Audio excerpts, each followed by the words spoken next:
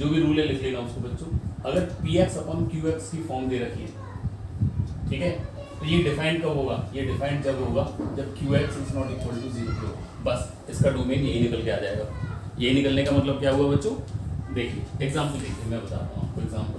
मान लो एग्जाम्पल है आपके पास में x की power 4 plus 3x square plus 2x plus 4 upon x square plus 3x plus 2। ये सवाल आपको मान लो दिया हुआ है, ठीक है।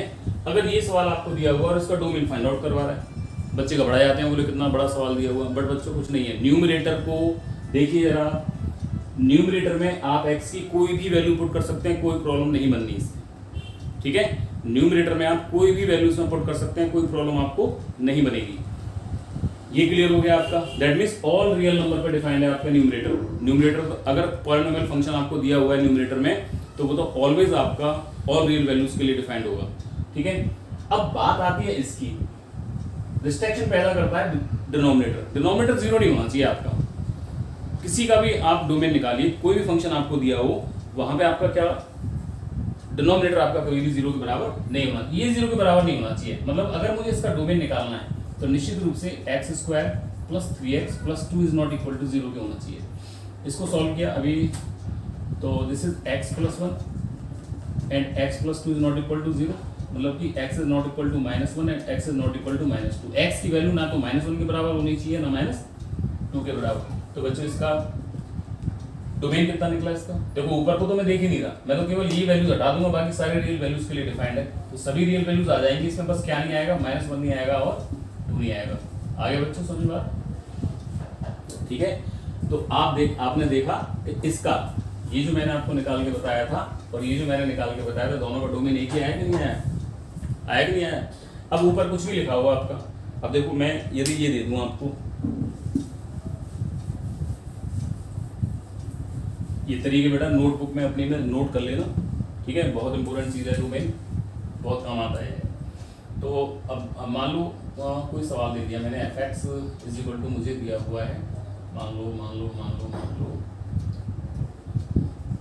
4x square minus 2 upon 3x square plus 4x plus 2, जैसे ये सवाल मान लो दिया हुआ है, ठीक है। अगर ये सवाल आपको दिया हुआ है तो यहाँ से रूट्स आपके क्या निकल के आने वाली है, रूट्स निकाल लीजिए इसके, ठीक है। अब रूट से कैसे निकालेंगे, देखो सीधे आचार से आप रूट निकाल लीजिए, 3x स्क्वायर प्लस 4x, पहले b square minus 4ac check कर लो इसका, तो b square minus 4ac, b square this is 16 minus 4 into what is a is 3 and this is 4, तो 4 16 3 48, 16 माइनस 48 बच्चों ये आया निकल गया, ठीक है, नेगेटिव आ रहा है। b स्क्वायर d क्या है इसका negative less than 0, all real values के लिए डिफाइंड है आपका, ये कुछ भी आप रखिए इसमें कभी भी जीरो नहीं होगा ये, ठीक है, कभी भी जीरो नहीं होगा ये, बात समझ आ रही ना। अगर क्वाड्रेटिक फंक्शन आपका नीचे बन रहा है तो बच्चों एक बार उसका d फाइंड आउट कर लो। अगर d इज ग्रेटर देन 0 मतलब d is greater than equal to 0 आता है तो रूट्स उसके बनेंगे कुछ, और d इज लेस देन 0 आ रहा है तो उसके कुछ रियल रूट्स बनेंगे ही नहीं आपके, ठीक है। और जब रियल रूट्स बनेंगे ही नहीं तो वो जीरो होगा ही नहीं आपका कभी। क्लियर हो रही है बात इतनी। दैट मीन्स इस तरह के सवालों का जिसमें कि d इज लेस देन 0 आए तो उसका जो डोमेन होता है वो सीधा सीधा आपका r होता है। तो इसका जो df हुआ वो इसके बराबर हो गया r को, ठीक है। आप क्या देख रहे हो इन सवालों में, मैं ऊपर वाले को तो देख ही नहीं रहा बिल्कुल भी, कोई जरूरत भी नहीं देखने की आपको, ऊपर जीरो बन जाए कोई समस्या नहीं है उसको, लेकिन नीचे आपका जीरो नहीं बनना चाहिए। अब क्वाड्रिक अगर फंक्शन आपको दिया हुआ है तो देखो मैंने चेक करके बताया आपको, क्वाड्रिक फंक्शन यदि आपको दिया हुआ, क्वाड्रिक इक्वेशन यदि आपको दिया हुआ है या क्वाड्रिक फंक्शन आपको दिया हुआ है तो उस क्वाड्रिक का पहले d फाइंड आउट कर लो। अगर d इज लेस देन 0 क्या आएगा तो वो ऑलवेज पॉजिटिव होगा आपका बच्चों, हमेशा पॉजिटिव होगा वो। आप कोई वैल्यू पुट करके आप इसमें चेक कर सकते हैं, कुछ भी आप रखिए, माइनस की, प्लस की, अंडर रूट की, कुछ भी वैल्यू, कभी भी 0 के बराबर नहीं होगा। जब ये मेरा 0 के बराबर हो ही नहीं रहा तो मैं r की कोई भी वैल्यू रखूंगा, कोई समस्या ही नहीं है। तो इसका डोमेन कितना हो गया, पूरा r के बराबर हो गया पूरा इसका डोमेन, ठीक है। चलो और आगे देखते हैं। तो इस तरह के सवाल भी आपने देखो कर लिए। अब देखिए जब बच्चों किताब उठाइए, ठीक है, किताब उठा करके और सवालों को कीजिए, जब भी समझ में आने वाले हैं आपके, और नोट्स जरूर आपने क्लियर करके रखिए। अब देखो ये हो गया आपका यहाँ तक। अब एक चीज और चलते हैं, बहुत इंपॉर्टेंट चीज है ये। अगला पॉइंट है आपका कि यदि आपको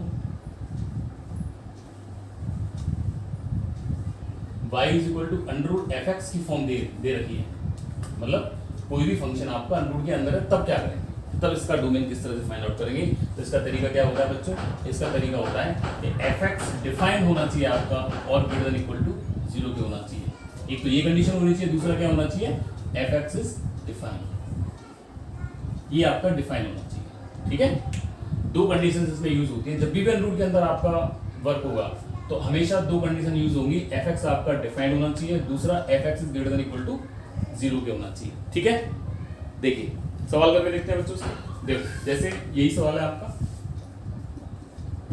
F x is equal to under root x plus 7। तो बच्चों देखो स्क्वायर रूट आ गया नहीं, स्क्वायर रूट के अंदर, स्क्वायर रूट के अंदर वाला आपका ऑलवेज क्या होना चाहिए, ग्रेटर देन इक्वल टू 0 के होना चाहिए, और ये फंक्शन भी डिफाइन होना है। भाई देखो x प्लस 7 जो फंक्शन दिया वो तो ऑलवेज डिफाइंड है, इसमें कोई समस्या नहीं है। दूसरा F x is greater then, ये जो मैंने लिखा है ना ये वाली चीज एफ एक्स इज डिफाइंड, ये बच्चों पॉलिनोमियल फंक्शन जो होंगे उसमें तो कोई मतलब है नहीं इसका। इसका मतलब जब निकलता है जब जैसे कि आपका लॉग आ जाए, ठीक है, ब्रैकेट के अंदर, तो लॉग अपने आप में भी डिफाइंड होना चाहिए, ग्रेटर देन इक्वल टू 0 तो होना चाहिए, और लॉग अपने आप में भी आपका डिफाइंड होना चाहिए आप। ठीक है, ए टू द पावर एक्स इसके अंदर आया तो ए टू द पावर एक्स अपने आप में डिफाइंड होना चाहिए। ठीक है, ये इस तरह की वर्क करते हैं आपके। तो ये सवाल आया आपका, करना क्या है आपको, कुछ नहीं, कंडीशन लगाओ अपनी बस। तो इसका डोमेन जब आप फाइंड आउट करोगे दैट मीन्स x प्लस 7 क्या होना चाहिए, ग्रेटर देन इक्वल टू 0 के होना चाहिए, मतलब कि x is greater than equal to कितना होना चाहिए, 7 के। ये क्या कहना, आंसर तो मेरा यही हो गया, लेकिन लिखने का तरीका क्या होगा इसका, देखो 7 कहाँ होगा, ये है यहाँ होगा। अब ये क्या कह रहा है, x की वैल्यू जो है वो तो 7 के बराबर है या 7 से आगे है, मतलब कि या तो 7 के बराबर है वैल्यू, या फिर आपकी 7 से आगे आ गई। 7 से आगे कितना आ सकती है, इनफाइनाइट तक, मतलब क्या हुआ कि x belongs to 7 to infinite. ठीक है, ओपन क्यों नहीं लगाया, क्योंकि 7 इंक्लूडेड है इसमें, देखो बराबर 7 देगा ना, तो इंक्लूडेड है इसलिए मैंने इसमें क्लोज लगा दिया है। तो x बिलोंग्स टू 7 to 8 इसका डोमेन हो गया। मतलब क्या हुआ, इस रीजन में आप कोई भी वैल्यू पुट कीजिए ये डिफाइंड होगा, परफेक्टली होगा। अगर आप इस रीजन में कोई वैल्यूज रखते हैं इसमें, ये कितना, सॉरी -7 है, यहाँ -7 था ये। ठीक है, x बिलोंग्स टू -7 से इनफाइनाइट, इस रीजन में आपका डिफाइंड होगा। अगर आप -7 रखेंगे तो देखो 0 बनने वाला है, निकल के आ जाएगा। अगर आप -7 से आगे चलिए, -6 रखा आपने, 1 बनेगा आपका, डिफाइंड होगा। लेकिन अगर आप -8 रख देते हैं इसमें, you get under root -1 which is not a real number. Imaginary बन गया, नहीं बन गया, तो इमेजिनरी तो लेते नहीं हम रियल में, तो ये आपको थोड़ा सा देखना पड़ेगा। ठीक है बच्चों, निकालना आ गया, ठीक है। अब देखो, अगर y का जो उसने आपको ऐसे करके दिया हुआ है, अगर यही सवाल वो ऐसे करके दे देता, F x is equal to 1 upon under root x plus 7, अगर ऐसे करके दे दिया उसने, ठीक है। तो यहाँ थोड़ा सा और मैं आपको एक रूल और लिख देता हूँ यहाँ पे, दूसरा उसके बाद बताता हूँ यहाँ। तो एक तो ये हो गया आपका कि y इज इक्वल टू, अगर एफ एक्स आपको दिया हुआ है तो आप किस तरह से आप उसको वर्क होगा आपका फंक्शन का। दूसरा क्या है यहाँ पे देखो, अगर मान लो आपको इस तरह से दिया हो y is equal to 1 upon under root F x, तब इसमें क्या कंडीशन लगेगी, कंडीशन तो वही लगेगी, एफ एक्स डिफाइन होना चाहिए, एफ एक्स इज डिफाइन। दूसरा क्या होना चाहिए कि F x is greater than 0 होना चाहिए। अब इसमें इक्वल टू नहीं लेंगे, समझे ना, इक्वल टू क्यों नहीं लेंगे बच्चों, क्योंकि डिनोमिनेटर में आ गए। अब डिनोमिनेटर में 0 बन जाएगा तो फंक्शन अनडिफाइंड हो जाएगा आपका, इसलिए इसमें आप इक्वल टू नहीं लेंगे। ठीक है, तो ये आपका क्या निकल करके आया, देखो this one is F x is equal to इतना है। सवाल लेते हैं इसका, मान लो यही सवाल लिया था हमने, 1 अपॉन एक्स माइनस 7 है दिया, ठीक है।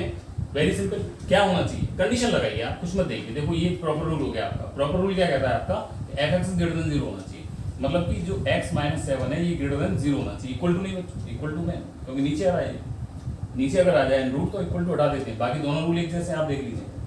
तो यहाँ से कितना आया, this is x is greater then 7 को उधर लेंगे तो x इज ग्रेटर देन 7, तो इसकी जो वैल्यू आई 7 आपका यहाँ है, इस 7 से आगे वाली, ठीक है, इस 7 से आगे वाली वैल्यूज आपकी आ रही है। मतलब क्या हुआ, ये मैंने गोल क्यों लगाया, क्योंकि 7 इसमें इंक्लूड नहीं है, बराबर नहीं है, तो इसका जो आंसर बना वो क्या बन गया, this is x belongs to 7 to infinity. यहाँ पे क्लोज नहीं आया, यहाँ पे ओपन आया, क्योंकि 7 यहाँ पे मुझे नहीं लेना है बच्चों। तो ये मुझे लगता है कि समझ में आ रहा होगा आप लोगों के। ऐसे ही और भी सवाल लें आप, और सवालों को आप करने का प्रयास करें पूरा। ठीक है बच्चों, तो अंडर रूल वगैरह ये सब क्लियर कर दिए मैंने। अब देखिए एक दो चीज़ और देख लेते हैं। अगर क्वाड्रेटिक फंक्शन आपका स्क्वायर रूट के अंदर आ रहा है, तरीका आपका वही होगा। क्वेश्चन देखिए बच्चों ध्यान से, y is equal to under root x square minus 3x plus 2, ये आपको मालूम दिया हुआ है। ठीक है, अगर ये आपका डोमेन फाइंड आउट करना है आपको इसका, तो कंडीशन क्या है, स्टैंडर्ड फंक्शन क्या कहता है कि ये ग्रेटर देन इक्वल टू 0 होना चाहिए for domain x square minus 3x plus 2 is greater than equal to 0 के बराबर होना चाहिए। इसके फैक्टर करो, इसके फैक्टर कितने हो जाएंगे बच्चों, दिस इज x माइनस 1 और x माइनस 2, ये फैक्टर हो गए, is greater than equal to 0। अब ये क्या बन गई, अब ये आपकी बन गई इनइक्वलिटी। ठीक है, अब बच्चों इसको वही बच्चा कर पाएगा जो इनइक्वलिटी के बारे में जानता होगा। ठीक है, तो अगर आपकी समझ में आ रहा हो तो ठीक है, अगर नहीं आ रहा हो तो जो पीछे बेसिक मैथमेटिक्स के मैंने वीडियोस डाले हुए हैं वहाँ पे आप एक बार देख लें। ठीक है, बाकी मैं समझाने का पूरा प्रयास करता हूँ यहाँ पे, अगर नहीं समझ में आ जाए तो। लेकिन और वाइड रूप से आपको यदि देखना है तो उन्हें इनइक्वलिटीज को आप लोग बच्चों जरूर देख लो, क्योंकि पूरे मैथमेटिक्स के लिए बनाई गई हैं, पूरे मैथमेटिक्स के लिए। ये नहीं कि 11th क्लास के लिए या 12th क्लास के लिए। 10th वाला बच्चा भी उनको देख सकता है, 11th वाला भी देखे और 12th वाला भी देखे, तो वहाँ से जो बेसिक कंसेप्ट है आपके वो क्लियर हो जाएंगे। क्योंकि हम लोग यहाँ तक ले आए, अब यहाँ से आगे हम पे सॉल्व नहीं हुआ तो मतलब सवाल हम सॉल्व नहीं कर पाए। ठीक है, अधूरा रह गया, तो बेटा उसको जरूर देखें आप लोग। ठीक है, तो ये है जैसे आपका x minus 1 x minus 2 greater than equal to 0। इसमें क्या करते हैं हम, x आपका पॉजिटिव होना चाहिए, x पॉजिटिव है मेरा, सही है। अब यहाँ से आप वैल्यूज निकालिए, तो x की इसको बराबर 0 के इसको बराबर 0 के रखेंगे तो x equal to 1 and x equal to 2, दो क्रिटिकल ये पॉइंट्स आपके बनने वाले हैं। दो पॉइंट्स आपके बने, एक तो 1 बना और एक आपका 2 बना। 1 आपका यहाँ पे होगा, 2 आपका यहाँ पे होगा, बाकी का this is plus minus plus, इस तरह से हम वर्क करते हैं। जो सबसे आउटर आपका राइट हैंड साइड में जो आपका रूट्स होता है, उसके राइट हैंड साइड में ऑलवेज पॉजिटिव हम लेते हैं इसमें। ठीक है, ये प्लस हो गया माइनस हो गया, प्लस कंडीशन क्या होनी चाहिए, दोनों पॉजिटिव होनी चाहिए आपकी। तो 1 और 2 ये लिया। अब बच्चों यहाँ देखिए ये क्या चीज़, is greater than 0। Greater than 0 का मतलब क्या होता है, ये 0, ये लाइन होती है आपकी बच्चों 0 1 2 3 4 -1 -2 -3। तो ग्रेटर देन 0 का मतलब इधर चलना है आपको, ग्रेटर देन 0 0 से बड़ा इधर की तरफ। तो मतलब क्या हुआ इसका, मतलब ये हुआ पॉजिटिव, सारे पॉजिटिव आ रहे हैं यहाँ, इधर नेगेटिव आएंगे। तो x इज लेस देन 0 का मतलब होता है नेगेटिव और x इज ग्रेटर देन 0 का मतलब होता है पॉजिटिव। तो यहाँ आपने देखा, अब इसका मतलब क्या है, ग्रेटर देन इक्वल टू 0। ये कह रहा है 0 भी लो और 0 से बड़े भी लो। देखो ये क्या कह रहा है आपसे, इसको समझिए। ये जो चीज है क्या कह रही है आपसे कि मेरी जो वैल्यू होगी वो या तो 0 होगी या 0 से बड़ी होगी, ये कह रही है आपसे। अब 0 या 0 से बड़ी का मतलब क्या हुआ, पॉजिटिव। 0 से बड़ी का मतलब पॉजिटिव। तो पॉजिटिव मेरे पास कहाँ का बन रहा है, एक तो यहाँ बन रहा है और एक मेरा यहाँ पे बन रहा है। ये यहाँ कौन बैठा हुआ है माइनस इन्फिनिटी, यहाँ कौन बैठा हुआ है प्लस इन्फिनिटी। ठीक है, तो इसका जो सॉल्यूशन आया निकल करके बच्चों, वो आया सॉल्यूशन, देखें जरा ध्यान से, x बिलोंग्स टू, एक तो ये आया माइनस इन्फाइनाइट से लेकर के 1। ठीक है, माइनस इन्फाइनाइट से लेकर के 1, तो माइनस इन्फाइनाइट से लेकर के मैंने 1 लिखा। और दूसरा सॉल्यूशन क्या आया मेरा, 2 से लेकर के इन्फाइनाइट, 2 से लेकर के इन्फाइनाइट। अब बताओ ओपन लगाऊं कि क्लोज लगाऊं, ये देख लो, इक्वल टू लग रहा है ना। अब इक्वल टू 0 कब आएगा, जब एक्यूरेट वैल्यू 1 भी होगी इसके पास में और एक्यूरेट वैल्यू 2 भी होगी, क्योंकि 1 और 2 की तो 0 होगा ये, मतलब कि ये भी इंक्लूड होगी। तो ये आपका दोनों इंक्लूड हो गए और इसका यूनियन ले लिया, तो ये इसका पूरा डोमेन हो गया बच्चों, ये वाला। ठीक है, तो कुछ समझ में आ रहा है किस तरह से कर रहा हूँ मैं इन सवालों को। अब बच्चों ऐसा किया करो, समझ में आ गया ना आपके, तो सवाल को उतारो केवल, फिर अपने आप सॉल्व करो उसको।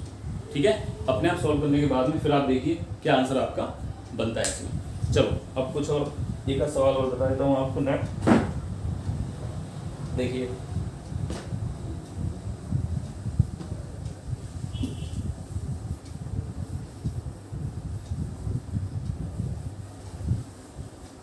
अब इसी बेस से मैं एक दो क्वेश्चंस आपको और बताने के लिए जा रहा हूँ। देखो ये सवाल तो मैंने आपको बताई दिया, ये वाला, इसमें तो क्या करना है, केवल नीचे वाले को देखिए, जहाँ 0 बनना हटा दे उसको। ये सवाल आपको करना है ये वाला, ठीक है, और आंसर देखना क्या आ रहा है और मुझे बताना कितना कितना आंसर आया इसका। अब दूसरी बात एक और देखिए, बहुत मोस्ट इंपॉर्टेंट है ये वाला रूल आपका। रूल क्या, क्वेश्चन टाइप नहीं है, ठीक है, तो बहुत इंपॉर्टेंट क्वेश्चन है, एग्जाम में पूछा जाता है। ठीक है, कैसे, क्या क्वेश्चन है ये देखिए आप लोग। मान लो आपको दे रखा है, मान लीजिए एफ एक्स इज इक्वल, देखो वाई बराबर या एफ एक्स एक ही बात होती है। मान लो वाई इज इक्वल टू आपको दे रखा है अंडर रूट ए स्क्वायर माइनस एक्स स्क्वायर, और इसका डोमेन पूछ रहा है आपसे। इसका क्या पूछ रहा है वो? डोमेन पूछ रहा है। इसका डोमेन क्या होगा, देखें बच्चों ध्यान से। तो अंडर के अंदर आ गया, तुरंत आपका दिमाग चलना चाहिए भाई अंडर के अंदर आ रहा है तो ये निश्चित रूप से क्या होगा, ग्रेटर देन इक्वल टू 0 के बराबर होगा। तो भाई अभी आपने पढ़ा था अगर अंडर के अंदर आपका एफ एक्स बन रहा है तो ये जो एफ एक्स होता है वो ऑलवेज भी ग्रेटर देन इक्वल टू 0 के बराबर होता है आपका, ठीक है।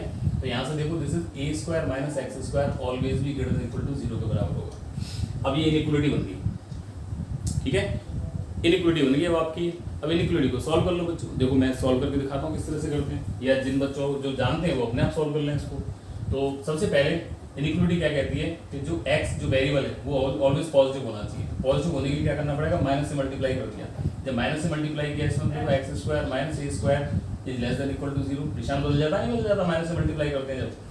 इसके फैक्टर करो, this is x plus a and this is x minus a less than equal to 0। Points निकालो इसके, पॉइंट्स क्या निकले बच्चों, this is x equal to minus a और एक निकला ए। प्लॉट करो इनको, प्लॉट किया, माइनस ए लगभग यहाँ होगा आपका, प्लस ए लगभग यहाँ होगा, साइन लगा लिया, प्लस माइनस प्लस हो गया सवाल। बस क्या समस्या है। तो x is equal to minus a से ए ये आपने बना लिया पूरा। अब चाहिए क्या बच्चों, यहाँ देखिए लेस देन 0 ये कह रहा है, ये कह रहा है आपसे कि या तो मैं 0 हूँ या फिर 0 से छोटा हूँ। ये तो कह रहा है भाई, देखो ये फंक्शन जो आपका है, ये जो एक्सप्रेशन है आपका वो क्या कह रहा है, एक्सप्रेशन ये एक्सप्रेशन ये कह रहा है कि या तो आप 0 दीजिए मुझे या फिर 0 से छोटे दीजिए जब मैं वर्क करूंगा, ठीक है भाई। अब 0 या 0 से छोटा क्या होता है, नेगेटिव होता है भाई। 0 से छोटा क्या होता है आपका, नेगेटिव। अब नेगेटिव वाला पोर्शन चाहिए, मतलब ये पोर्शन चाहिए इसको बस, ना तो इससे कोई मतलब है ना इससे कोई मतलब कि क्या हुआ, x बिलोंग्स टू क्या निकल करके आया, this is minus a to a. अब आप इस पर ओपन लगाओगे क्लोज लगाओगे, अगर देखो बराबर लगा हुआ है तो भाई ओपन वो क्लोज लगा दीजिए। अगर केवल लेस देन होता तो मैं सॉरी तो मैं यहाँ पे ओपन लगा देता हूँ। तो ये इसका आंसर बनने वाला है, हो गया, ये इसका क्या बनने वाला है, आंसर बनने वाला है। तो इसका जो डोमेन हुआ वो इतना हो गया। अब बच्चों देखो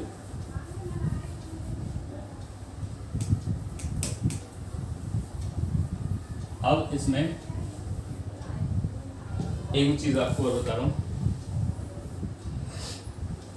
मान लो कोई सवाल आपको दिया हुआ है F x is equal to under root 9 minus x square. मैं एक बार और करके दिखा देता हूँ इसको, ठीक है। 9 माइनस, वेरी सिंपल, वही चीज आपकी 9 minus x square is greater equal to 0 क्यों होना चाहिए। एक्स स्क्वायर को पॉजिटिव बनाओ, this is x square minus 9 is less than equal to 0, या फिर x plus 3 and x minus 3 is less than equal to 0, या फिर क्या निकला इसका, this is x equal to minus 3 and 3 minus 3 आपका ये हो गया, प्लस 3 आपका ये हो गया, प्लस माइनस प्लस क्या चाहिए आपको, लेस देन 0 चाहिए, नेगेटिव चाहिए, ऑप्शन जाएगा this is x belongs to minus 3 से सॉरी हो गया बच्चों, ठीक है। अब देखो ये सवाल, ये स्टैंडर्ड फॉर्म आ गई। अब एक ही जगह पे कुछ भी दिया हो उसने 25 एक्स स्क्वायर देगा आपको, 5 माइनस 5 हो जाएगा आपका, ठीक है। तो इसलिए बहुत इंपॉर्टेंट क्वेश्चन है ये वाला। तो यहाँ पे मैंने आज आपको डोमेन निकालने बताए यहाँ पे, तो मैं कुछ सवाल भी दे रहा हूँ आपको, तो उन सवालों को आप लोग सॉल्व करके आप लोग मुझे बताएंगे।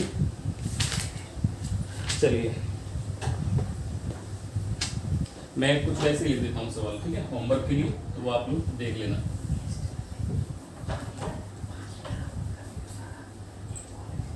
और मुझे बता देना बच्चों, है ना, ये कुछ होमवर्क दे रहा हूँ मैं आपको।